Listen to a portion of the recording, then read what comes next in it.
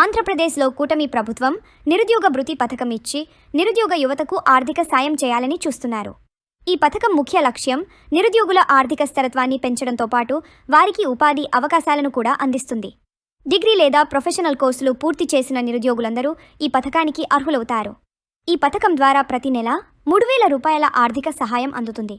నిరుద్యోగ యువతకు నెల 3,000 రూపాయల ఆర్థిక సహాయం అందిస్తారు.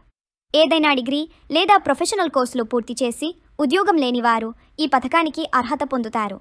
దాదాపు రాష్ట్రంలో ఉన్న 20 లక్షల మంది నిరుద్యోగ యువత ఈ పథకానికి అర్హులుగా అంచనా వేస్తున్నారు.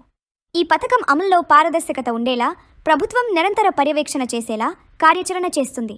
ఈ పథకం కేటాయించడానికి బడ్జెట్లో ప్రస్తావించినప్పటికీ ప్రభుత్వం త్వరలోనే ఆర్థిక కేటాయింపులు జరిపే అవకాశం ఉందని తెలుస్తుంది. ఈ పథకం ద్వారా యువతకు ఆర్థిక భద్రతను అందించడంలో సహకరిస్తుంది. ఈ పథకం ద్వారా నిరుద్యోగ యువతకు నెలకు 3,000 రూపాయల స్థిరమైన ఆదాయం అందుతుంది. వారి అవసరాలు తీర్చడంలో సహాయపడుతుంది.